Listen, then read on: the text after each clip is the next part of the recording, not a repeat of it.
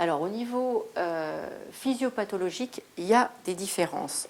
Ce qu'il faut retenir principalement, c'est qu'il y a moins de lésions coronaires obstructives chez la femme, c'est-à-dire que les femmes peuvent faire des douleurs thoraciques, peuvent présenter des signes d'ischémie avec certains tests, et puis on va leur faire une coronarographie, si jamais le cardiologue veut bien le faire. Et c'est assez caricatural chez la femme. Il y a moins de lésions coronaires obstructives. On peut retrouver des coronaires normales dans cette situation.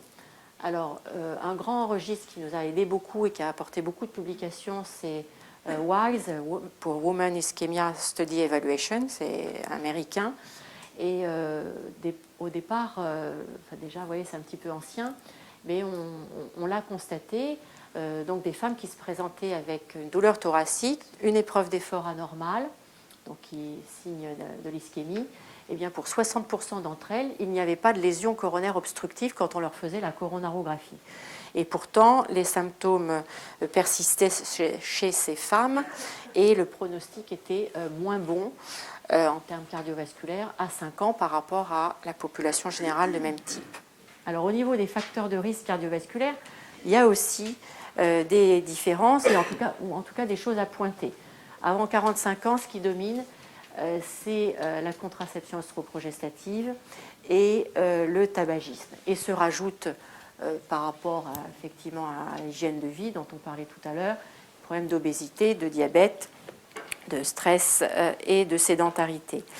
Je pointe quand même sur le tabac, un risque plus important chez la femme. Il n'y a pas besoin de fumer 2 paquets par jour, 3-4 cigarettes par jour multiplié par 3 chez la femme, le risque d'accident cardiovasculaire. Et plus de 60% des infarctus avant 45 ans chez la femme sont liés au tabac. Et si on rajoute la pilule par-dessus, ça ne fait pas bon ménage.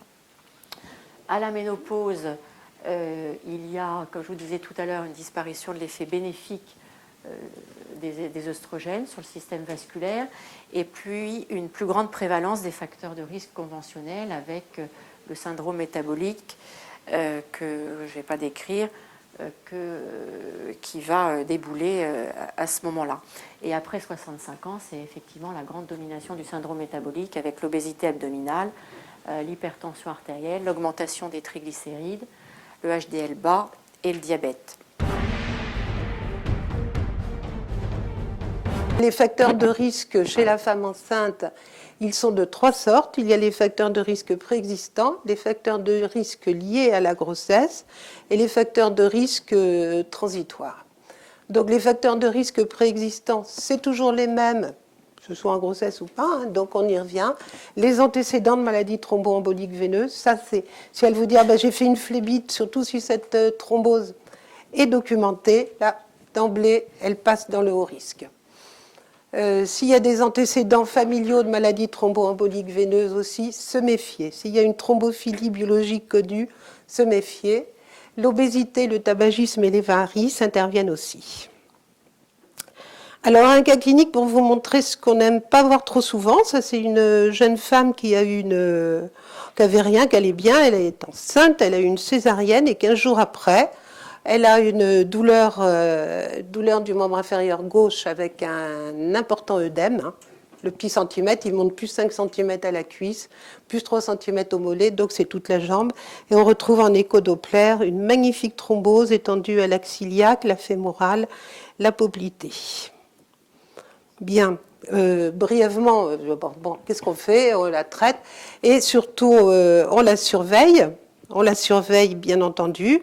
Et pourquoi c'est important de la surveiller et de la revoir 1 an, 2 ans et 3 ans? Parce que soit après l'accouchement, on l'a bien traitée avec les HPBM dans un temps prolongé, soit elle souffre encore, elle a toujours son œdème dans le membre inférieur gauche, ça s'appelle la maladie post-thrombotique, tout ceci malgré un traitement qui a été bien fait et malgré une compression médicale qu'elle porte rigoureusement.